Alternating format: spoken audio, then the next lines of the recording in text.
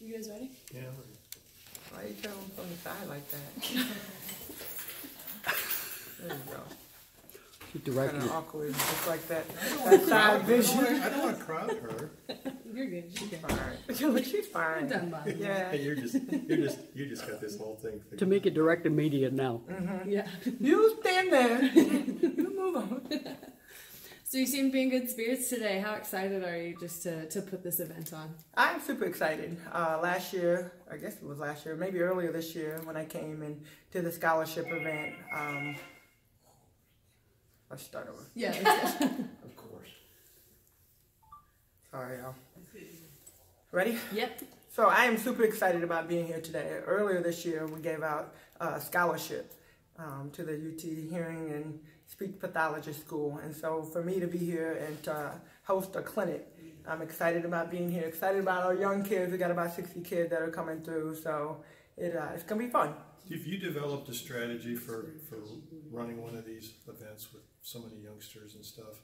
We have been doing camps in Indianapolis. This will be our 18th year. Wow. Doing our holiday camp. So as soon as I got drafted from UT to Indiana Fever, that was the first year of starting the Tamika Catchings Youth Holiday Camp. And since then, we've been able to do that. But then the last couple of years, we've really expanded outside of Indianapolis. So last 2 years, we've been in all of the WNBA cities, so all 12 of them. And then this year, we're kind of branching out and doing more in other cities. So Knoxville, we were in San Francisco 2 days ago. We'll go New Orleans, we'll go Tampa, and then we'll go 6 of the WNBA cities. What have you learned about hurting these children around from that many years of doing this? Yeah, I think the biggest thing is just starting with the basics. You know, being able to show them that even at the professional level, we still practice layup, we still practice passing, ball handling, defense. It doesn't get old as you get older where you're like, oh, I'm too good for this. So, you know, really just kind of putting into play, like, yes, I know one day some of you guys want to be in the WNBA and the NBA, or you want to be successful overall, but it starts with kind of building and those little nuggets early on and being able to just kind of plant those seeds early and see them grow as they continue to develop. Tamika, for those who have read your book, and feel free to plug your book right here, you understood the benefit of places like the Boys and Girls Clubs and things that children need to do. Just talk a little bit about why you specifically give back to something like this. Well, I specifically give back just because, I mean, there was a lot of kids or a lot of different organizations that helped me get to my level. And I think as professional athletes, a lot of kids will look and, you know, they aspire to be like us, but they don't know the work that it took to get to that level. I was born with a hearing problem and, you know, getting bullied a lot when I was younger. And so for me, sports was really the avenue that I could get outside of that world. And so I needed places to go to practice and to get better. And now it's like almost reversed, and being able to provide those same opportunities for these kids. They're all over. It's not like one specific group. It might be hearing. It might be, you know, just being taller than the other kids in school. There's so many different things that nowadays kids are getting made fun of. Social media adds a big piece to that too. And so having places like this that can be a safe haven that kids can come to, I think that's really important. I heard you when you came in, you said you had to go by and visit Pat. Of course, that means the Pat statue. Yeah. Is that just a moment of reflection for you? What do you do when you stand there? Well, you know, I think it's just for me, you know, it's not like it's Pat, but I think it's the closest that you can get to actually visibly seeing her. You know, I think that every single day and everything that I do, even the clinics that I do, it is a reflection of Pat Summitt and who she is, and I'm part of her legacy. So being able to live her legacy every single day through the clinics, through my speaking engagements, through, you know, all the positive things that I have going on in the community, I mean, that's part of her legacy. What's your thoughts about that Final Four? You had 3 games, just dramatic finishes and stuff. How much does that do for the sport, do you think? Oh my gosh, awesome. Enrique, amazing.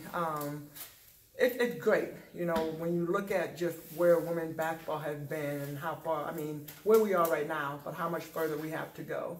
I think having performances like that, you know, semifinal game, 2 great games, overtime, amazing finishes, you know, and then you get to the championship game.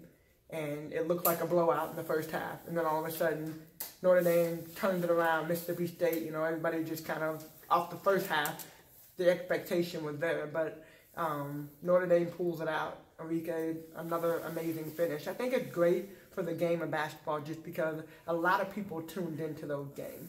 You know, you start looking at social media, Twitter, Instagram, I mean, every single phase. You start looking at all of that and how many people outside of our normal basketball demographic were watching those games. And how many people tweeted about it and posted about it. And I think that's important because now you watch those players, those seniors, and you watch them to the next level. And you watch them play at the WNBA. And now all of a sudden, I'm a Enrique fan, or I'm, you know, somebody else's fan, Jamie's fan, Mercedes fan. I want to see where they go. And so I watch wherever they go, and now I become a fan of whatever WNBA team they go to. And I think that's how you continue to grow our game in the game of basketball. Your old friend Kobe was there too. Does that help? I mean, Kobe actually said, you know, the real basketball fans enjoy basketball. Period. Yeah, I mean, I think it's big, and I think it's awesome that he exposed his daughters to that. More importantly, you know, him and his wife and being able to come and just what he represents. But for his daughter to see the interest that he has in women's basketball, and, you know, hopefully one day one of them might be playing. You never know. And so I think it's cool that he was there, and, you know, a lot of our NBA players too, you know, that have daughters and kind of have affiliation with some of the players in the league, for all of them, for us to support each other. You know, it's not WNBA versus NBA. It's really just how do we come together to celebrate the success on both sides and in the game of basketball. What are your thoughts about Tennessee's season? When you were here in January, you really liked what you were seeing, the way where it was going. You saw them then during conference play. What's your thoughts on how the season played out for them? Well, I mean, you know, they made the tournament, and I think the tough part for any Tennessee team is that the expectation to always win a championship, you know, and because we haven't made it to that and we haven't gotten back to that, everybody looks at every season as a failure. But if you look at the beginning of the season and then the middle of the season and the end of the season, you know, you look at the growth and you look at just the opportunities that some of the younger players had to be able to be in that tournament and to be able to be exposed to that, because there was a lot of teams that played in the NIT, and there was a lot of teams that didn't even make it that far. And so I think for me, I try to dwell more on the accomplishment that we did accomplish, and not necessarily maybe the disappointment of, hey, you won in the championship game, you didn't win a championship. You know, I think that there was growth throughout the season, and now for those freshmen that had to play like seniors this year, now they have that experience, and so next year the expectation is higher for them to do better. Tamika, you have some players here at the clinic that have hearing loss. How did you overcome those problems, and what does it mean to you to be able to help them? Well, I think it's awesome, you know, to be here and to be able to do clinics like this. And you know, this is the first one specifically for kids like me. And, you know, so it's cool to be that role model, and it's cool to just expose them. Hey, I'm a professional athlete, you know, a role model, all of that, but I started where you started. And so really kind of giving them that hope, and then, you know, being able to visibly see and touch somebody that's like them to hopefully be successful. What does that do for you when you see? Yeah. It does. It fires me up. You know, it really does. It fires me up just because, you know, to be able, first off, to have a clinic and for kids to want to come and want to learn the game of basketball, boys and girls.